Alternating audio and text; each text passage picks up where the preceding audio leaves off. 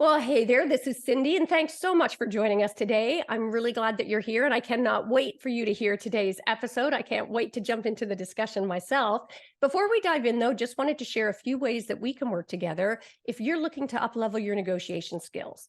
I've got online group or my signature VIP or mastermind experiences available. It'll help you better leverage your innate or natural power to get more of what you want and deserve in life. And if that sounds interesting, check it out at artoffemininenegotiation.com.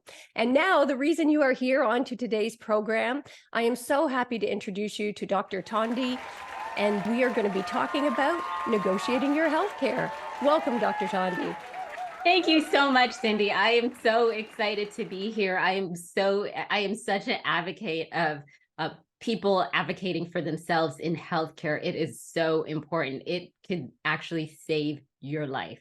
Absolutely. And people tend to not. They tend to be very intimidated by the medical profession. And just before we jump in, though, for our listeners, if you don't happen to know Dr. Thandi Myeni, she is affectionately known as Dr. Tandy. She wears many, many hats. I had a hard time narrowing it down to decide what we were going to focus on for you here today. She is a Harvard-educated, passionate mom, talented eye surgeon, an empowering bounce-backologist, which I just love that she's coined that terminology, a dedicated soldier, transformative speaker, visionary entrepreneur, thought-provoking author, and coach. So comes to us with lots of credentials, and I can't wait to dig into today's topic. And she also helps to transform lives by helping people improve their vision, both literally and figuratively, as she empowers them to live into their purpose. So what drew you to become a doctor, Dr. Tandy? My dad was actually a physician. And when I was in high school, I used to work for him as a medical assistant. And I thought, wow, this is really neat. And then when I went to college, I was very distracted. My first semester, I think I got a C, a D, and an F in chemistry, which was one of the pre-med requirements. So I said, I don't know if this is what I really want to do, but I do know that if I do want to do this, I need to be a little more focused. So let me figure it out. Yeah. And by my senior year in college, I had still had that nagging, that desire to go to medicine. So I ended up doing what's called a post-baccalaureate pre-medical program at Agnes Scott College, which is an all-women's college in Atlanta, Georgia. And it was very interesting seeing how the sciences were taught in a women's college versus in a co-ed college. So, but then I didn't go to medical school after that. I still did it because the way that it was set up, I had a gap year that I had to do something. And I was in my 20s and I started working and I started making money and having fun. And I was oh, this is the life. So I put off going to medical school, but then 9/11 happened. And when 9/11 happened, I was working for a little chocolate company. You might have heard of it, M&M Mars, which was a great company to work for. Great. When I started there, they sent me a bouquet of flowers and an M&M vase. Wow. But at that moment, that was my quarter life crisis. And I decided that on September 11th, when that happened, that by the next year, I would either be in medical school or in the healthcare space. That is so cool. Oh my gosh, what a fabulous backstory. I love that. And it's funny, as you're saying about chemistry, it gave me a terrible flashback to, I remember the trauma of high school calculus, which I hated with a passion. Probably one of the reasons I went into law. So you had mentioned about the difference of how they're taught in a women's college. I'd love if you could tell us about that. It was very interesting that I graduated from Amherst College. It actually was originally men's college. And then in the 80s, this became co-ed. But a lot of times the professors would teach as though they would use analogies and metaphors that were usually stuff that guys did. Like they would use sports analogies. Okay. Or, you know, when you're fixing your car, no, I don't know that. You're not. And being in a women-centered environment, it was really education that was geared for women that women would embrace and learn. Yeah. So I thought that was interesting. Yeah, and an important distinction. I mean, it's why I'm glad we've got this increased awareness now about STEM programs, and let's start trying to bring in women, because it's there's no question the entire system was set up to discourage it before, whether intentionally or just because of unconscious bias. But while we're on that subject, I know like the medical community, I would say historically has been very male dominated, and the demographics are changing somewhat, but it still seems to be driven by that really masculine approach. So I'd love, what advice do you have for negotiating in that kind of environment, whether medical or otherwise, for our listeners, when you're in those male dominated environments with more masculine approaches? Absolutely. And just only a few years ago were there more female applicants to medical school than there were males. Yeah. So the pendulum is shifting. But one of my favorite quotes is that we expect women to work like they don't have children Yeah. and mother like they don't work. Yeah.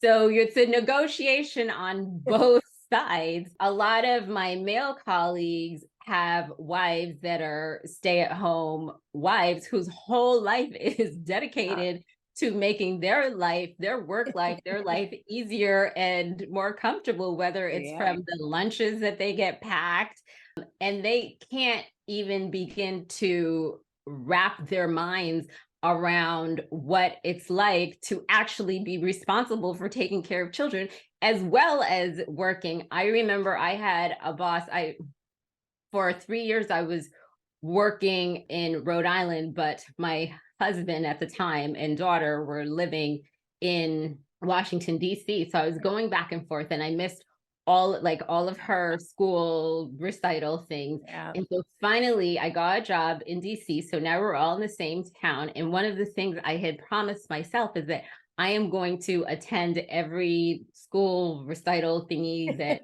I Yeah. can make it to. And I had, so there was a Christmas recital that they had. And after that recital, I was supposed to do surgery. And I got there, I went to the recital, I drove across town, got to the surgery center maybe 30 minutes before I started. Yeah. And my boss at the time, rather than ask me about what I had been doing in the morning before, he told me that he questioned my work ethic because I did not arrive at the surgery center sooner. Yeah. And Uh, it's like there are these assumptions that are made when you have like I remember it was me and this nurse mom at the daycare, 5:59. We were always racing in the yes. parking lot. And some men can't relate to what it's like to I have to pick up my kids by 6 p.m. Otherwise they start to call the police. So Yeah. this is not negotiable. Oh, well, there's so much packed in there. And, it was interesting as you were saying that. I was about the number of applicants to med school. And I flashed back, remember, it was the same with law school, right? Like by the time I was there as well, we were seeing marginally higher numbers of women, but the way we practice still hadn't changed, right? Like, yes, we had more women coming into your law school, and I suspect the same with med school, but so many of them end up leaving the practice for all of the reasons that you've just talked about. And one of the things I'd be interested in your experience on this, because as you were speaking, it struck me, it always disheartened me that as women worked their way up through the chain and became like partners certainly in the law firms and and in the medical field as well, they didn't help advocate in the way I would have expected, right? For those like recognizing that, yes, you're at the recital. And in fact, whether it was mat leave or any of those perks, it was more of a, well, I didn't get it, so neither should they mentality. And I really feel like we need to start shifting that if we're going to have an impact. What was your experience around that? Yes, that is sometimes some of the women bosses can be more merciless Yeah, than, that's a good word. than the male bosses. And I don't know, I personally have my sign and soapbox up for for instance, when Rihanna did the Super Bowl and then it came out that she was, I don't know, 6 months pregnant. And I said, whoo, I'm in this doctor, a mom's group on Facebook, and I put a post and I said, whoo, when I was pregnant, I barely had enough energy to go from my car to the house. I literally used to sit in my car drum up enough energy. Yeah. And I said, I don't know how she did a Super Bowl show. So then everybody came in and they were like, well, when I was working, I worked until the day that the Oh, yeah. baby dropped. And I went back to work when my baby was 2 days old. Well, I went back to my work when my baby was 2 hours old. And there Yeah. was this whole like one upping them like, wait, this is not good. Yeah. Like, Yeah. It reminds me of that scene in Jaws. Do you remember where they're showing their scars and it's like this one, it's a competition to martyrdom, right. And it's like, no, like your baby. I mean, and I don't judge anybody, everybody makes decisions that work best for them. But the reality is that your baby will only be a baby for but so long. Yeah. You only have so much time with them before they grow up and they're gone. And you get to choose how you spend it. And I don't know any mom that's like, oh, I'm really glad that I came back after she was 2 weeks old. Yeah. And it's tough for everyone that I know. It was tough, especially that only spent like had a very short maternity leave. Like, Yeah. why shorten that? Like, Yeah. why? I love that you've called that out because that was one of the things that really prompted me to create the art of feminine negotiation. I felt like we had been so conditioned to stifle our feminine that the only path to success was to bring that competitive approach where even that, oh, Rihanna did that. I did this with my eyes closed. The total wearing that martyrdom like a badge of honor, which is really, and what messaging does that send to, to our daughters or to other young women who go, oh, that must be the only path to, I have to make a choice, I guess, if I want success. Now, I suspect the medical field is also a different experience for minorities, and I could be off base. What was your experience with that? And if so, do you have any suggestion for our listeners who may be in similar situations? Oh, absolutely. And even before we go there, I just want to say one of the things that I'm really passionate about eliminating is the gender pay gap in Yes. medicine that exists, that for every dollar that a male physician makes, women physicians make 70 cents still today. Yeah, it's incredible. And that pay gap also exists racially as well. Yeah. And so I actually wrote about this in an article that I wrote on LinkedIn it was called Abandoning Perfectionism for the Soft Life. Mm. And I talked about the Black tax that you have to pay. Mm. So me walking in the room, we all have unconscious biases if we are human beings that have not lived underground all of our lives. We all have unconscious biases, even me, including me. And there are assumptions that we make. There's assumptions that we make about what a doctor looks like. And I remember one time I had this patient, Black woman. She was referred to me because she needed cataract surgery. And she comes in and she sees me and she just goes off on me. And she says, they told me I was going to see the surgeon.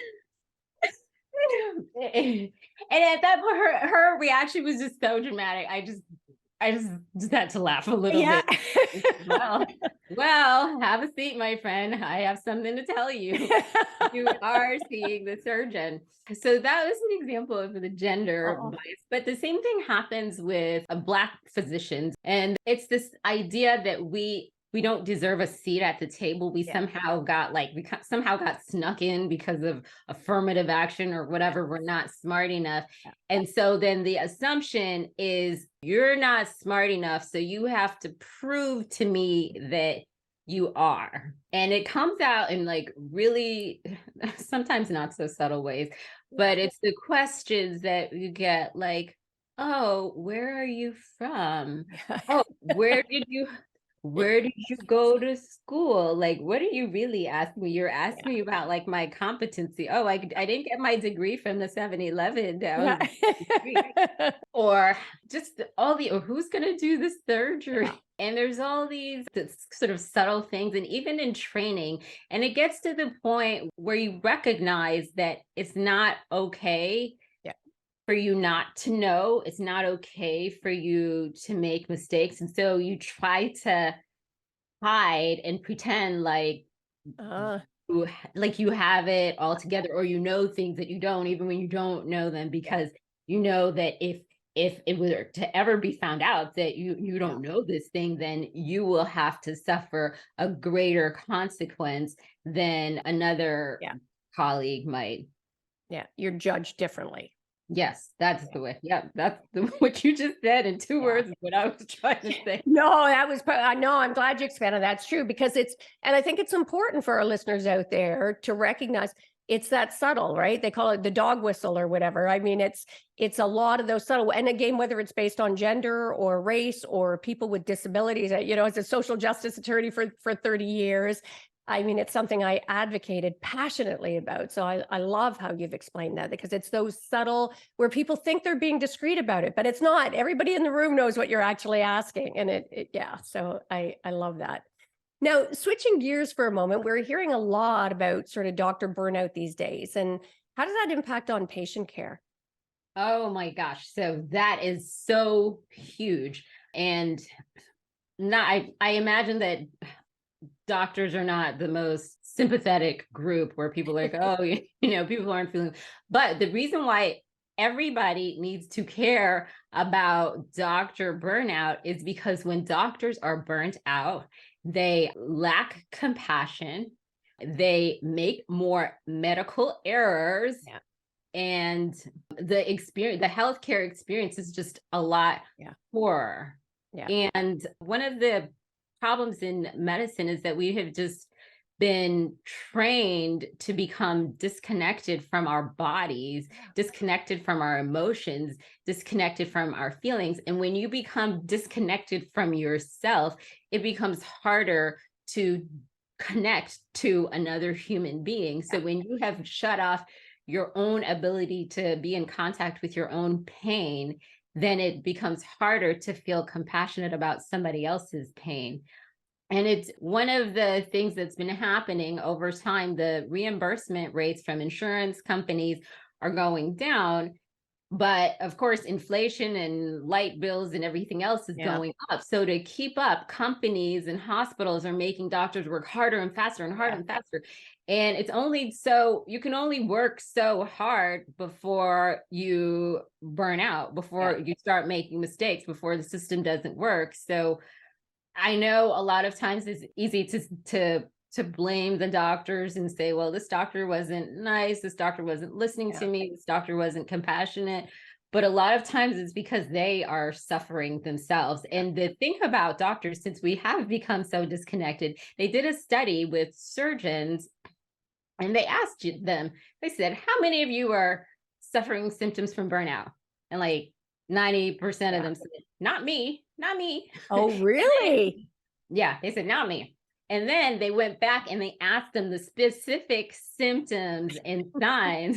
And like 70% of them were all showing signs of Yeah. burnout, which is that a lot of times we as physicians are burning out and we don't even realize Yeah. that that is the case. Uh, and I love the layers that you've put on that as well, because I hadn't heard it quite described that way, but it was so profound when you said when we're disconnecting from our own pain and our own emotions, it makes it very hard to show up with compassion for others. I thought that was a really interesting perspective on that, but also with the insurance and the pressure. I mean, I've never been in the field of medicine, but even like watching the TV shows, you see, whether it's The Resident or all these, they're so popular now.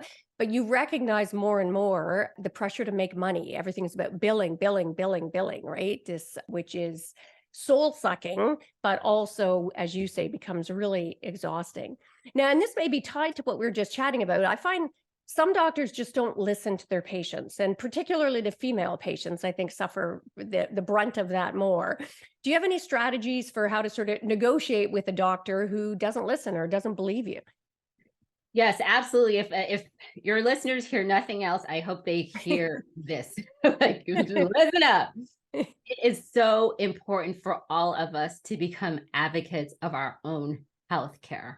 Yeah. There was a time when people had this almost patriarchal relationship with the doctor where we just listen to everything that the doctor says and we just do that. No, you have to take charge of your own healthcare because guess what? Doctors are human and every single doctor has made a mistake.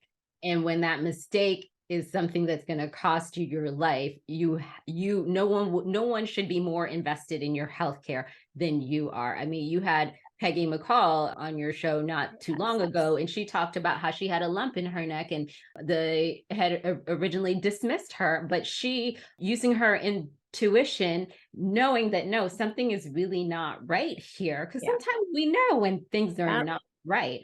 And she trusted that, and she insisted that they do testing or explore further. And it turns out that she had metastatic cancer. Can you imagine what would happen if she had just let that go? So it is so important that if something is wrong and you feel like you are not being heard by your doctor, that you advocate for yourself. I actually came up with 5 A's of what to do when your doctor is not listening to you or does not believe you. Oh, I can't. Let's hear them. The first A is address your concerns nicely, right? Ask politely. I asked about this, you didn't say anything, or can we do something? And sometimes that doesn't work. Sometimes polite doesn't work. So my second tip is act a fool. Act a straight up fool.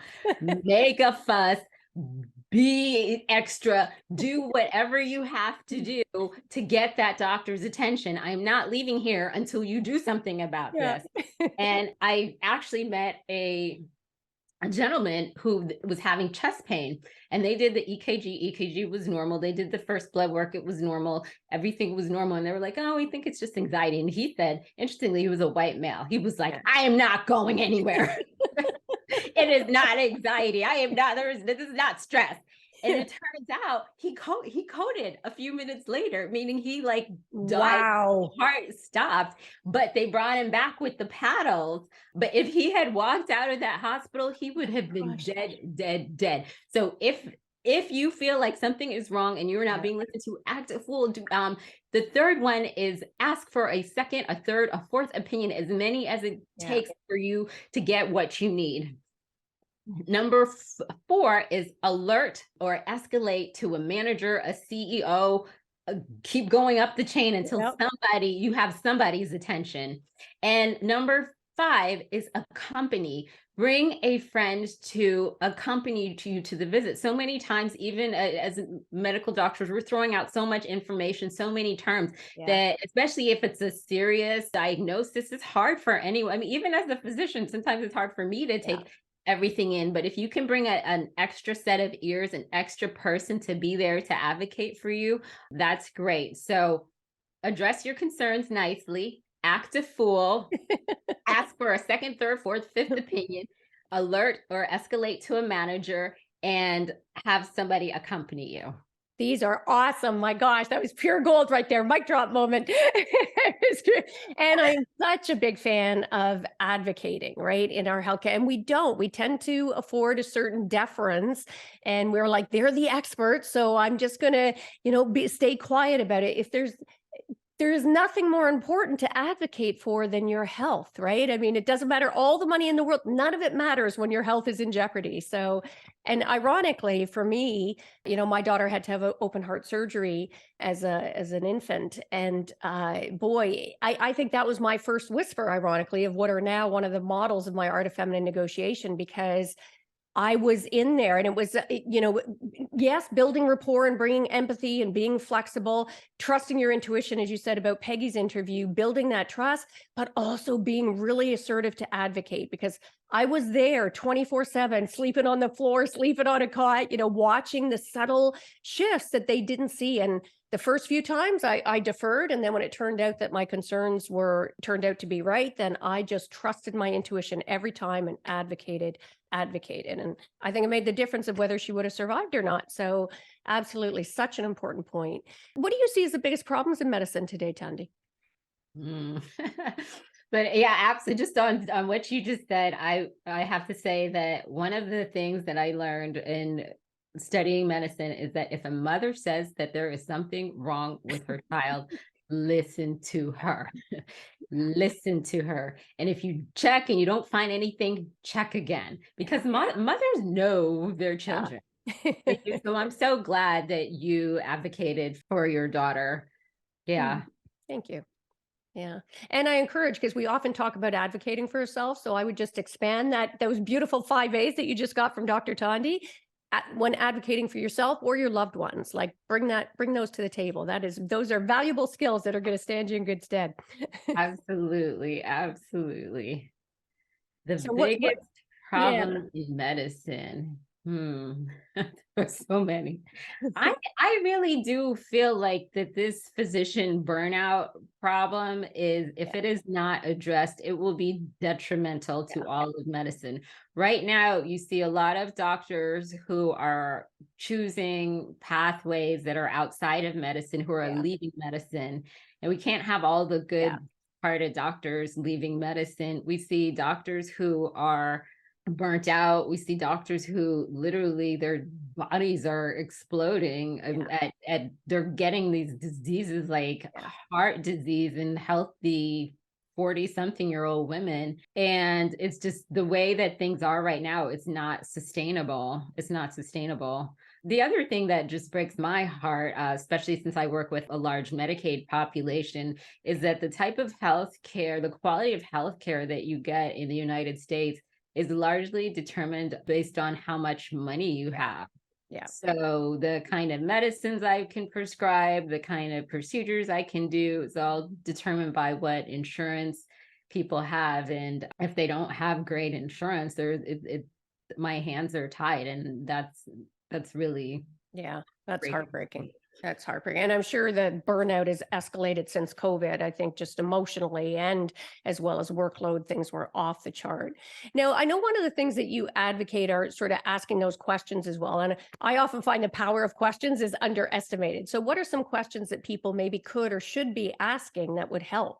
I think that it's good to have, if you're able to, not everybody is able to, but it's good to have be able to do some research about your condition or what you feel like is going on, so that Yeah. you can ask questions that are more helpful, that will help to direct the doctor to the area where you Yeah. want them to focus. Like, for instance, as a glaucoma specialist, because one of the other things that breaks my heart is when I see patients. So glaucoma is one of the leading causes of irreversible blindness, and it's often known as the silent thief of sight, because people don't get symptoms until they're way far out in the disease. And one of the things that breaks my heart is when people come to my chair and they've been seeing other eye doctors, but the diagnosis was missed, and now they're blind or almost completely blind, and there's nothing that I can do. So I have questions that I recommend that people ask, all of whenever they go get their eyes checked. The acronym I have for that is a set. Am I all set? Which S is, are there any signs? And I guess you could use these as well. Some of them don't really you can't use for other diseases, but signs is one that you can use for other Yeah. conditions.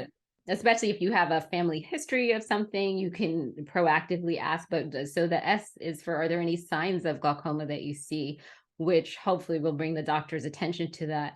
E is, what is my eye pressure? Because that's something that can be a sign. High eye pressure can be a sign of glaucoma. And T is, are there any additional tests that we need to do to test for glaucoma?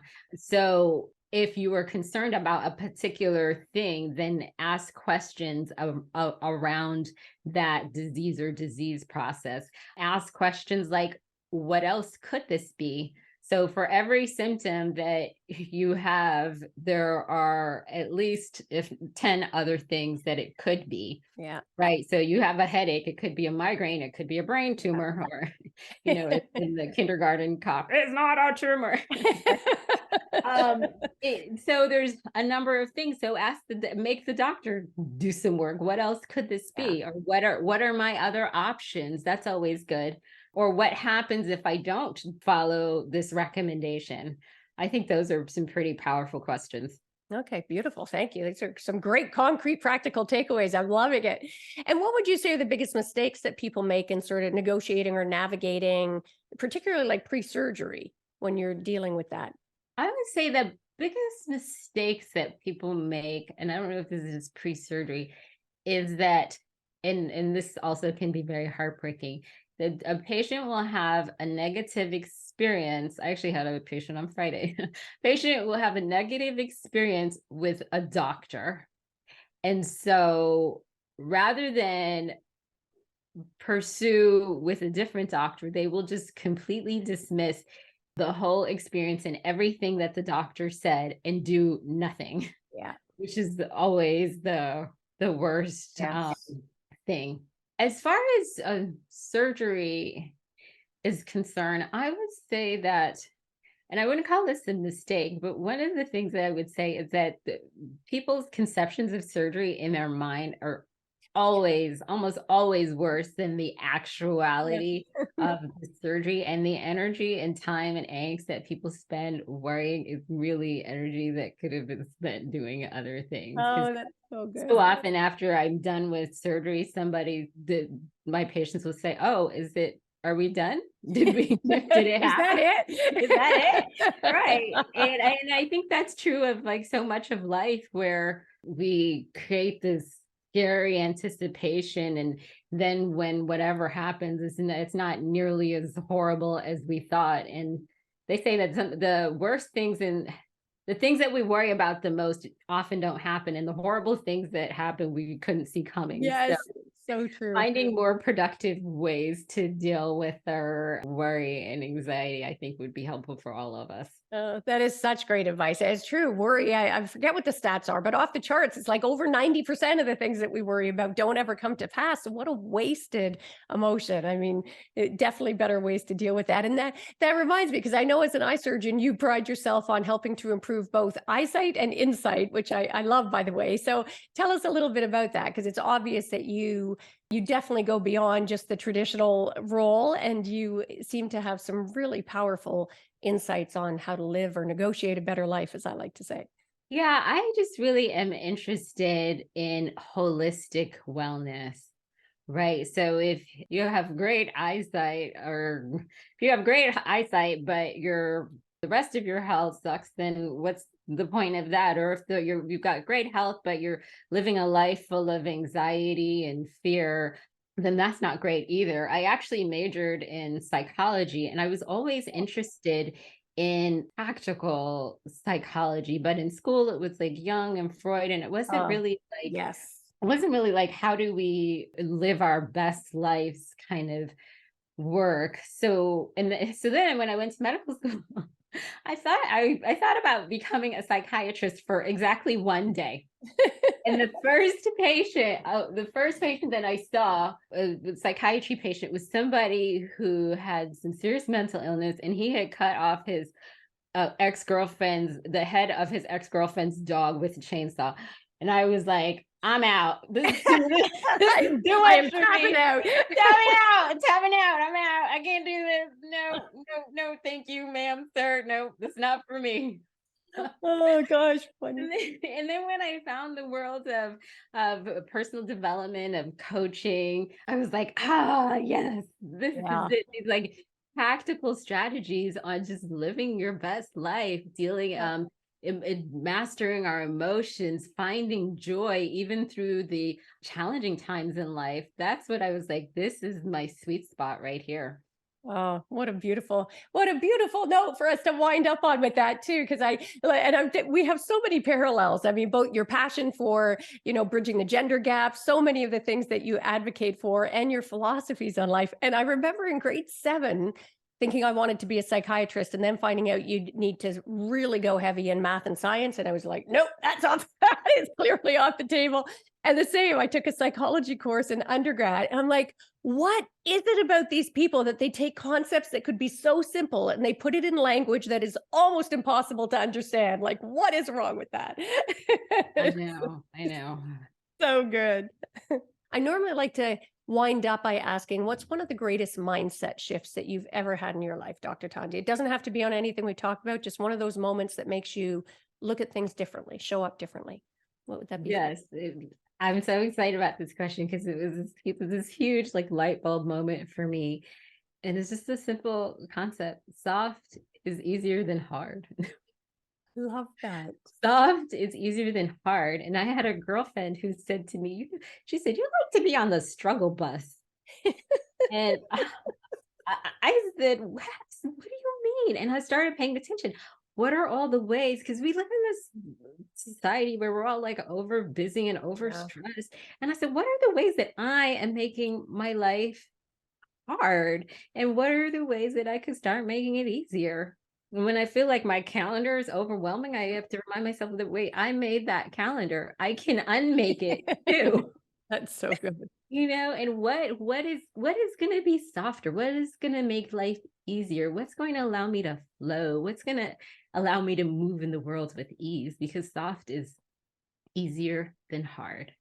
Oh, I love that. That is, as you say, so simple and so powerful and sadly so often overlooked. I wish we'd had this interview before I released my book. I would have, with your permission, borrowed that and put it in The Art of Feminine. That capsulites everything that The Art of Feminine Negotiation is about, right? Soft is better than hard. That is so good. So good.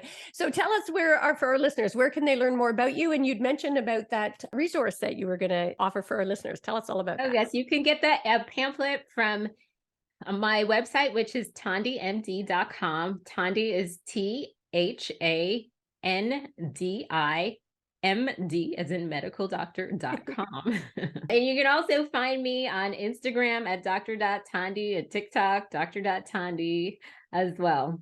Oh, so good. So again, we'll make sure to put that in the show notes. So for the listeners, if you didn't catch that, don't worry. Although I would recommend you go back and listen to the episode anyhow, because there were so many great inspirational moments here and takeaways that will help you negotiate a better life. So thank you so much, Dr. Tandy, for being with us. I really enjoyed our conversation here today. I know. Thank you so much for having me, Cindy. This work is so important. Just keep up the good fight of faith. Oh, and right back at you. And for our listeners, I have absolutely no doubt that you got tons of value from this episode. There were so many, we've covered so many different aspects of ways in which you can negotiate your better life. We've tackled some pretty tough discussions. Make sure to share this with anyone that you think could benefit from the discussion, and subscribe to the podcast if you haven't done that yet. And also, if you haven't got my book, The Art of Feminine Negotiation, How to Get What You Want from the Boardroom to the Bedroom, make sure you grab that book. And that is a wrap for this episode. Until next time, as always, go forth and negotiate your best life on your terms so you can stop missing out and start getting more of what you want and deserve from the boardroom to the bedroom. Until next time, take care.